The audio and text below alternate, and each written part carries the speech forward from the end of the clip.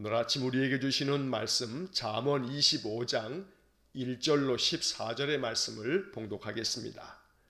이것도 솔로몬의 잠언이요 유다왕 히스기야의 신하들이 편집한 것이니라.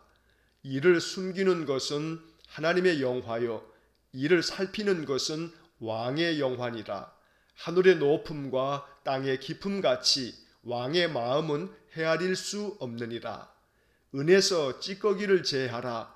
그리하면 장색에 쓸만한 그릇이 나올 것이요 왕 앞에서 악한 자를 제하라. 그리하면 그의 왕위가 의로 말미암아 견고히 서리라. 왕 앞에서 스스로 높은 채 하지 말며 대인들의 자리에 서지 말라. 이는 사람이 내게 이리로 올라오라고 말하는 것이 내 눈에 보이는 귀인 앞에서 저리로 내려가라고 말하는 것보다 나음이니라. 너는 서둘러 나가서 다투지 말라. 마침내 내가 이웃에게서 욕을 보게 될 때에 내가 어찌할 줄을 알지 못할까 두려우니라. 너는 이웃과 다투거든 변론만 하고 남의 은밀한 일은 누설하지 말라. 듣는 자가 너를 꾸짖을 터이요 또 내게 대한 악평이 내게서 떠나지 아니할까 두려우니라. 경우에 합당한 말은 아로 새긴 은쟁반의 금사관이라. 슬기로운 자의 책망은 청종하는 귀에 금고리와 정금 장식이니라. 충성된 사자는 그를 보낸 이에게 마치 추수하는 날의 얼음 냉수 같아서 능히 그 주인의 마음을 시원하게 하느니라. 선물한다고 거짓 자랑하는 자는 비 없는 구름과 바람 같으니라. 아멘. 자, 오늘 읽은 이 잠언 25장서부터 잠언 29장까지에 이르는 말씀은 솔로몬의 잠언을 나중에 한 250여 년쯤 지나서 유다의 왕인 히스기야 왕이 지혜로운 신하들에게 명령을 내려서 솔로몬의 모든 잠언의 말씀들을 모아서 하나의 책으로 엮어내라 하는 그런 명을 받고 유다왕 히스기야 때에 그의 신하들이 만들어 놓은 솔로몬의 잠언집입니다. 솔로몬은 잠언을 참 많이 기록했습니다. 시와 또 찬양과 또 지혜로운 많은 교훈의 글들을 솔로몬이 남겼습니다. 이 솔로몬의 잠언의 글들이 많이 흩어져서 이렇게 구전으로도 전승되어지고 또 솔로몬이 기록한 것들도 많이 있었는데 이것이 히스기야 왕 때에 이르러서 모든 이 잠언의 솔로몬의 말씀들을 이렇게 모아서 그 중에서 가장 주옥 같은 말씀들을 모은 것이 우리가 읽게 되는 25장서부터 29장까지의 말씀입니다. 자, 1절의 말씀은 바로 그러한 이야기들을 들려주고 있습니다. 이것도 솔로몬의 잠언이요 유다왕 히스기야의 신하들이 편집한 것이니라. 자, 2절 말씀을 보면 이를 숨기는 것은 하나님의 영화요 이를 살피는 것은 왕의 영화니라. 자, 여기서 이를 숨기는 것은 하나님의 영화다. 자, 이 말씀은 우리가 그냥 이 글자로 이렇게 보게 되면 이게 무슨 뜻인가 하는 그런 마음이 들 만큼 이 번역과 또 이 말씀 자체가 어렵게 우리에게 느껴집니다. 이 말씀을 우리가 이렇게 이해하면 그러면 좋습니다. 이를 숨기는 것은 이 번역은 하나님의 그 모든 행하시는 일들은 우리 인간들이 볼 때는 다 숨겨져 있다라고 하는 겁니다. 그래서 이 세상의 모든 일들은 하나님께서 이 세상 모든 만물을 운행하실 때 바로 그 모든 것들을 우리는 하나님의 그 높은 섭리, 그 깊으신 뜻을 헤아리지 못하기 때문에 하나님이 행하시는 모든 일들이 다 숨겨져 있듯이 우리가 알 수는 없지만 그러나 그 모든 일들 안에는 하나님의 영화가 가득하다. 하나님의 영광이 그 속에 있다라고 말하고 있는 것입니다. 예를 들어서 저 우주에 둥둥 떠 있는 많은 행성들을 생각해 보고 별들을 생각해 보면 저 우주 공간 안에 이렇게 떠 있는 모든 행성들이 매우 규칙적으로 운행되어지는 것, 그 속에 어떤 비밀이 담겨져 있는지, 어떻게 이러한 일들이 있는지, 또 이 작은 지구, 이 지구별 안에도 이렇게 많은 생명체들이 존재하는데 그 생명체들이 어떻게 저렇게 만들어졌는지 또 그 모든 생명체들이 각기 그 생명을 이어가는 것들을 보면 이 모든 것들이 하나님의 창조의 섭리요 하나님의 손길인데 우리가 그 모든 것들의 질서를 알지 못한다는 겁니다. 그래서 우리는 이 2절 말씀을 읽으면서 이를 숨기는 것은 하나님의 영화다. 하나님께서는 지금도 나 자신의 인생의 삶에 대해서도 비록 내 삶이 앞으로 어떻게 될지 알지 못하지만 나의 장래의 모든 일들이 다 숨겨져 있어서 내가 그 앞으로의 나의 모든 삶에 대해서조차도 알지 못하지만 오직 내 마음속에 믿는 것은 신실하신 하나님, 이 세상의 모든 일을 다 하나님 관장하시고 역사하시기 때문에 바로 그 하나님을 우리가 의지하고 또 하나님의 모든 섭리하시는 그 손길을 우리가 신실하신 하나님으로 믿고 따르는 것, 이것이 바로 지혜로운 인생이라고 가르쳐 주는 겁니다. 우리에게는 다 숨겨져 있지만 이 모든 것들은 하나님의 섭리 가운데 진행되어지는 것이고 그 속에 하나님의 영광이 있다라고 말하고 있습니다. 또 이어지는 이를 살피는 것은 왕의 영환이라. 자, 왕은, 지혜로운 왕은 하나님께서 이렇게 행하시는 모든 섭리를 마음 깊이 깨닫고 이를 살핀다라고 했을 때 여기서의 일은 백성들의 모든 일을 왕은 잘 살펴주어야 한다라고 하는 그런 의미입니다. 그래서 지혜로운 왕은 백성들의 마음을 잘 헤아리고 백성들의 삶을 잘 살펴서 그들에게 선을 베풀며 그 나라를 잘 다스려 가는 것, 이것이 바로 지혜로운 왕이라고 말해주고 있습니다. 오늘 여기서 우리는 정말로 지혜로운 믿음의 성도가 되어서 나 자신의 모든 행해야 할 일들을 잘 살필 줄 아는 그러한 삶이 되어지기를 간절히 축원합니다. 내 인생의 앞날, 나의 삶의 모든 것들은 내가 알지 못하지만 이것은 하나님의 섭리하심으로 믿고 오직 내 일을 잘 살펴서 내가 해야 할 일이 뭘까? 내가 오늘 무슨 일을 해야 하는가? 내가 어떻게 이 일들을 처리해야 하는가? 이런 것들을 늘 기도하면서 하나님 주시는 지혜로 잘 감당하는 것, 바로 이것이 2절이 말씀하고 있는 교훈인 것입니다. 자, 3절 말씀을 보시면 하늘의 높음과 땅의 깊음 같이 왕의 마음은 헤아릴 수 없느니라.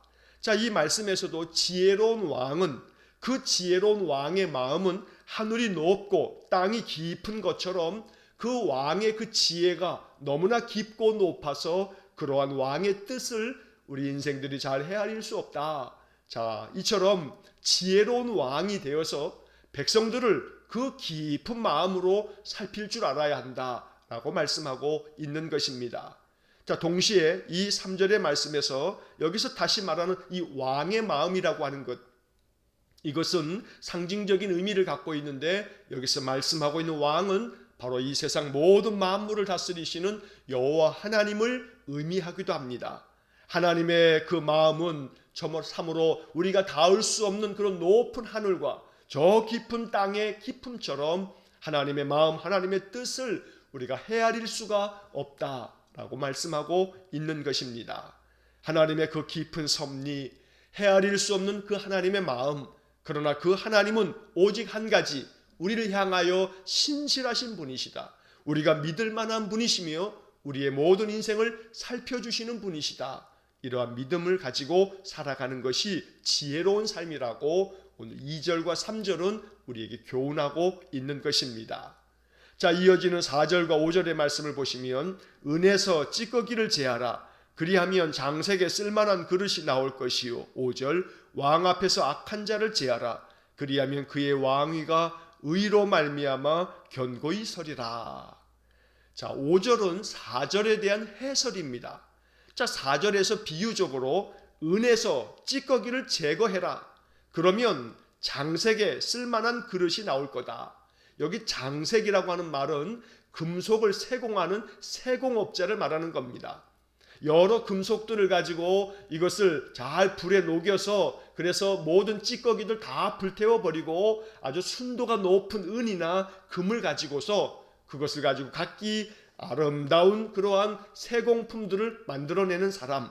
그래서 은에서 찌꺼기를 먼저 제거해야만 이 금속 세공업자가 아주 좋은 쓸만한 그릇을 만들 수 있다라고 말하는 겁니다. 자, 이처럼 5절 말씀에서는 왕 앞에서도 악한 자들을 제거해야 한다. 왕 앞에서 왕의 모든 판단을 흐리게 만드는 아주 못된 그러한 신하들을 다 제거해 버려야 한다. 그래야만 그 왕위가 아주 온전하게 서고 견고하게 서고 백성들이 그 왕의 그 진실함과 그 선한 통치를 칭찬하며 백성들이 그 왕의 뜻을 따르게 된다고 말하는 것입니다. 자, 여기 이 5절의 말씀을 우리가 생각하면서 기도해야 할 것은 이 말씀의 문자 그대로 왕 앞에서 악한 자를 제하라 라고 말하는 것처럼 우리는 기도해야 합니다. 한 나라의 최고의 통치자인 대통령 주변에 권력을 가지고서 싸움 벌이고 있는 그러한 아첨꾼들, 대통령 주변에 있는 그 신하들이, 그 옆에 있는 모든 참모들이 그저 자기들의 어떤 사리사욕을 챙기면서 대통령의 모든 판단을 흐리게 만드는 그러한 자들이 있으면 그 나라는 참으로 많은 어려움을 당하게 됩니다. 오늘 왕 앞에서 악한 자를 제하라. 그리하면 그 왕위가 의로 말미암아 견고하게 서겠다. 자, 이것은 단순히 한 나라의 최고 통치자 왕에 대한, 대통령에 대한 그러한 이야기만이 아니고 우리의 삶에 있어서도 마찬가지입니다. 내 삶 속에, 내 마음 안에 모든 찌꺼기들을 제거해 버려라. 내 마음 안에 있는 모든 근심과 걱정과 염려와 불안과 두려움과 온갖 마음의 괴로운 그 심사들을 다 제거해 버려라. 그러면 우리들의 그 인생의 삶이 하나님께서 마음껏 쓰실 만한 아주 쓸만한 그릇이 될 거다. 또한 그 마음 중심이 견고하게 설 거다 라고 말씀하고 있는 것입니다. 은에서 찌꺼기를 제거하려면 불로, 그 풀무불로 이 은을 계속해서 그 불로 이 모든 은을 깨끗하게 재련이 되도록 태워야 합니다. 그래서 온갖 불순물들이 다 사라져 버리도록 만드는 겁니다.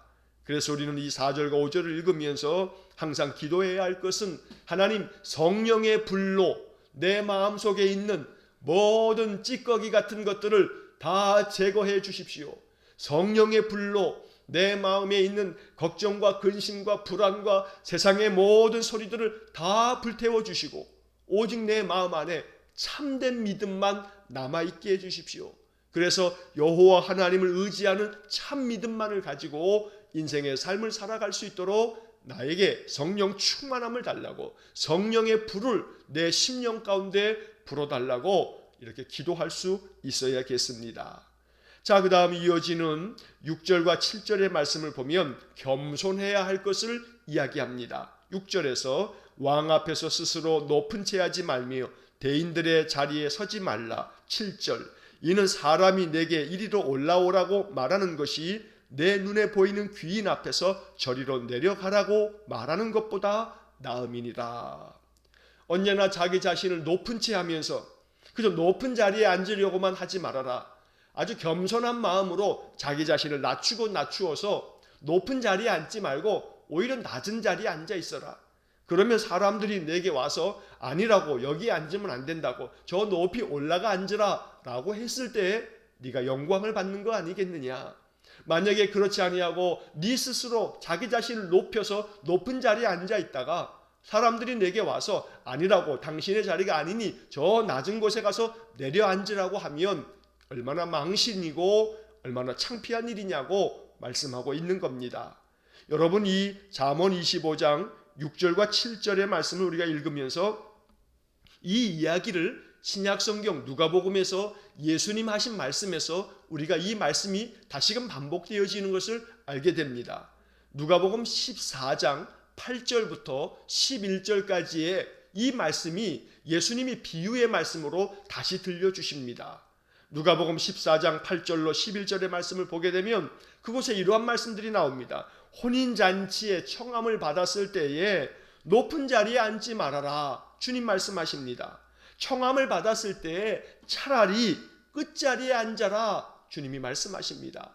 그래서 청함을 받았을 때에는 언제나 높은 자리가 아닌 저 끝자리에 앉아 있으면 그 혼인잔치를 청한 이가 와가지고 아닙니다. 당신은 여기에 앉으시면 안 됩니다. 저 높은 자리에 앉으십시오 하고 그 끝자리에서 너를 높여줄 때에 그때 너의 아름다운 이름이 영광된 이름이 되지 않겠냐라고 말하는 겁니다. 그러면서 예수님께서는 이 잠언 25장 6절과 7절의 말씀을 이렇게 비유를 통해서 말씀을 들려주신 후에 주님은 누가복음 14장 11절에서 이 비유의 말씀에 대한 결론을 이렇게 알려주십니다. 무릇 자기를 높이는 자는 낮아지고 자기를 낮추는 자는 높아지리라. 이것이 주님께서 말씀해 주신 주님의 결론입니다. 오늘 이 6절과 7절의 말씀이 우리에게 교훈하는 바를 예수님께서 정확하게 정리해서 알려주신 겁니다. 자기를 높이는 자는 낮아지고 자기를 낮추는 자는 높아진다. 오늘 항상 우리의 인생의 삶이 이 6절과 7절이 주는 이 지혜로움을 배워서 언제나 자기를 낮추고 낮출 줄 아는 겸손한 삶이 되므로 그로 인해서 우리의 삶이 더욱더 주님 안에서 높아지는 그런 복을 얻기를 간절히 축원합니다. 자, 그 다음 이어지는 8절의 말씀을 보면 너는 서둘러 나가서 다투지 말라. 마침내 내가 이웃에게서 욕을 보게 될 때에 내가 어찌할 줄을 알지 못할까 두려우니라. 자, 여기 8절의 앞부분에서 너는 서둘러 나가서 다투지 말라. 자, 서둘러 조급하게 나가서 싸움하지 말아라 라고 말하는 건데, 자, 이것은 법적인 그러한 이 상황을 염두에 두고 말하는 겁니다. 재판정 앞에 서둘러 나가서 소송하지 말아라.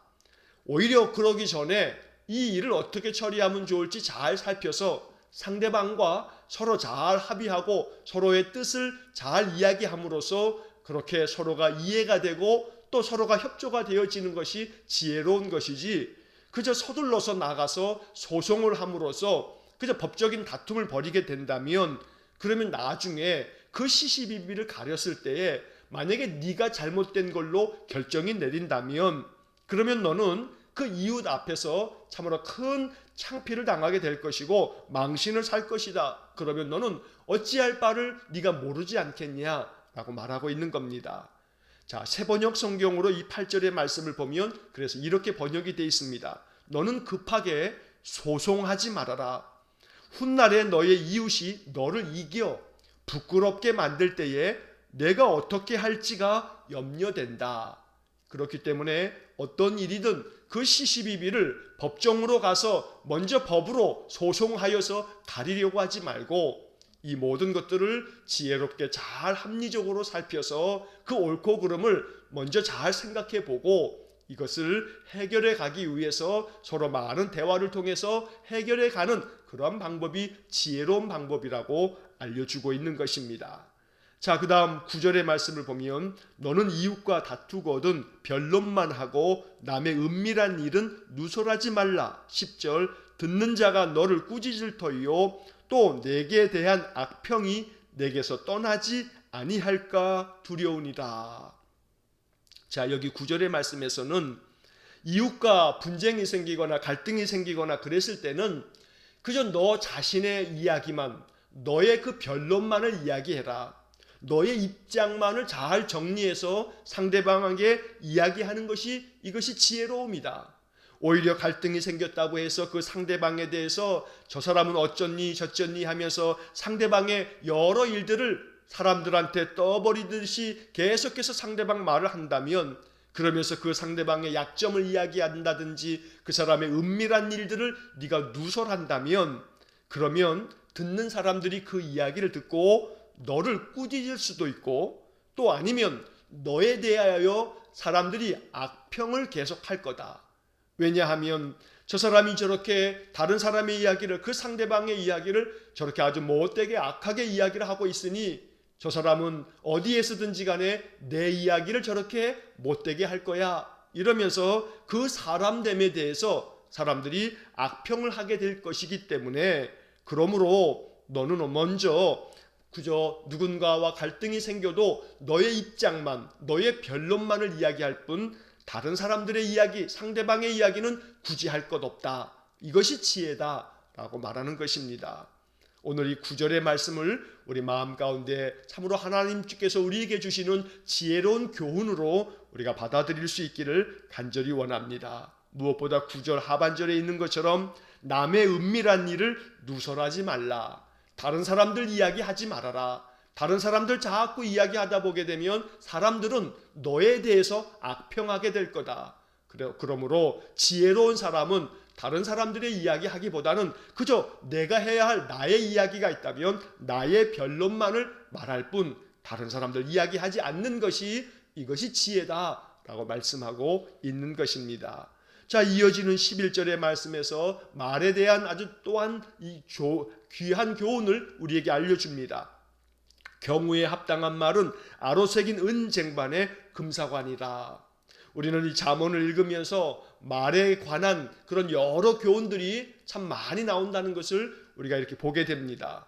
여기 11절에서도 경우에 합당한 말, 상황에 맞는 말, 그 상황 속에서 가장 적절한 말, 가장 올바르고 모든 사람들이 들어도 아 그렇구나 하고 인정되고 동의가 될 수 있는 말, 그런 말이야말로 아로새긴 은쟁반 위에 담겨져 있는 금과 같은 금사과다라고 말하고 있는 겁니다.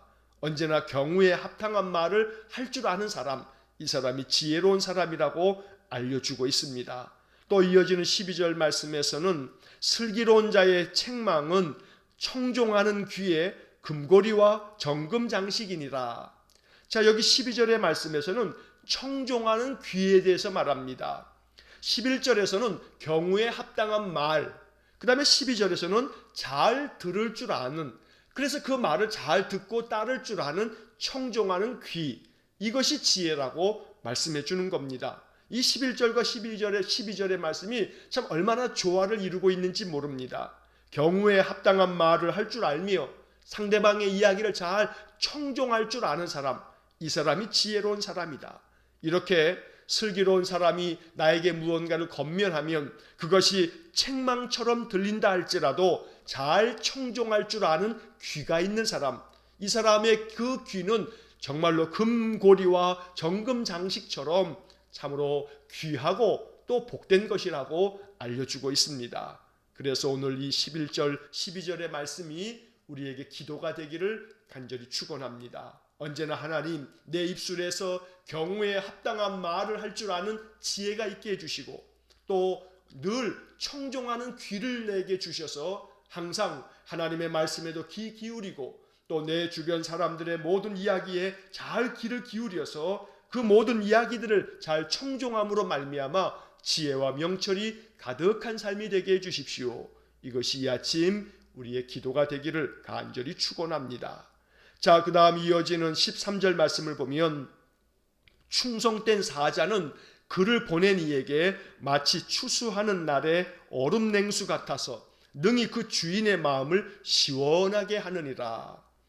충성된 그러한 종들, 충성된 사람은 그 사람을 보내어서 그렇게 어떤 일을 맡긴 그 주인에게 있어서 마치 추수하는 날에, 그 무더운 추수날에 아주 시원한 얼음 냉수 같이 이렇게 주인의 마음을 시원하게 해주는 사람들이다. 그래서 이 13절의 말씀은 충성된 마음을 가지고 맡겨진 직임을 잘 감당하는 자야말로 그 주인의 마음을 시원하게 해주는 그러한 사람이 되어서 그는 주인에게 크게 인정받고 더 큰 일을 맡아서 할 수 있는 그러한 사람이 될 것이라고 말씀하고 있습니다. 오늘 이 13절의 말씀을 마음 깊이 기억하면서 주인의 마음을 시원하게 해주는 사람, 우리의 인생의 참된 주인이신 하나님의 마음을 시원하게 해주는 그러한 신자들, 바로 우리의 삶이 그와 같기를 원합니다. 우리 주님의 마음을 시원하게 해드려야지 주님께서 우리를 바라보시면서 답답해한다면 우리의 인생은 참으로 어리석은 그런 악한 인생이 되는 것입니다. 언제나 주님 주시는 말씀을 충성된 마음으로 나의 삶 속에서 이루어내는 사람, 바로 그것이 우리 주님의 마음을 시원하게 해드리는 그런 인생이 되는 것입니다. 언제나 주님 주시는 말씀을 통해서 지혜와 명철을 가지고 늘 신실하게 주님을 따르면서 우리의 일상의 삶을 통해서 거룩한 하나님의 백성답게 늘 하나님의 말씀 안에서 진실되게 살아가는 것, 우리 주님의 마음을 시원하게 해드리는 축복된 인생이 된다는 것입니다. 자, 마지막 14절 말씀, 선물한다고 거짓 자랑하는 자는 비 없는 구름과 바람 같으니라. 자, 이 14절의 말씀의 앞부분에서 선물한다고 거짓 자랑하는 자, 계속해서 떠버리기는 잘 떠버립니다. 내가 이렇게 해줄게, 내가 너에게 이런 선물을 줄게, 말은 잔뜩 해놓고 그것을 실천하지 아니하는 사람, 실행하지 않는 사람, 마치 이러한 사람들은 비가 없는 구름이다, 또 바람과 같다. 자, 여기서 비 없는 구름과 바람이라고 하는 것은 이스라엘 사람들에게 있어서 이것은 농사를 지을 때에 아주 중요한 하나님의 축복처럼 여겨지는 그런 내용들을 이렇게 비유적으로 말하는 겁니다. 자, 이스라엘은 비가 그렇게 많이 내리지 않습니다. 우기와 건기로 나뉘어져 있는데 그 우기 때 비가 적절하게 잘 내려야만 농사가 잘 되어지고 모든 목처지가 아주 우거지게 자라가게 돼 있습니다. 그런데 그때 비가 내리는다라고 하는 것을 알 수 있는 징조는 바람이 먼저 부는 겁니다. 바람이 잘 불면서 저쪽에서 구름이 이렇게 뭉게구름이 생겨지게 되면 이스라엘 사람들은 이제 곧 비가 오겠구나 라고 하는 그런 마음을 갖게 되면서 이제 이 모든 땅이 참으로 비로 인해서 더 비옥해지겠다 하면서 마음 가운데 기대감을 갖는다는 겁니다. 그런데 웬걸 바람도 불고 저 하늘에 구름도 있는데 그 구름 안에 빗물이 물이 없어서 결국 비가 없는 구름이 돼버린다면 이것은 참으로 아무 쓸데없는 헛된 것이 된다라고 하는 그런 의미입니다. 그래서 선물한다고 그렇게 많이 떠들어대고 떠버려 놓고서 이것을 그대로 자기가 말한 그대로 실천하지 않는다면, 실행하지 않는다면 그저 그 모든 말들은 헛된 말이 되어지고 또 헛된 사람이 돼버린다는 겁니다. 그래서 언제나 말한 것에 대해서는 늘 책임감을 가지고 그 말을 잘 그대로 행할 줄 아는 그런 사람이야말로 이 사람은 참 지혜로운 사람이요 진실한 사람이라고 인정받을 수 있다라고 말하고 있습니다. 언제나 우리가 행하는 모든 일들이 내가 말한 것을 그대로 잘 이루어가는 언행일치, 늘 말한 것을 잘 행할 줄 아는 그러한 신실함을 나타내는 것, 이것이 지혜로운 인생이라고 말씀해 주고 있습니다.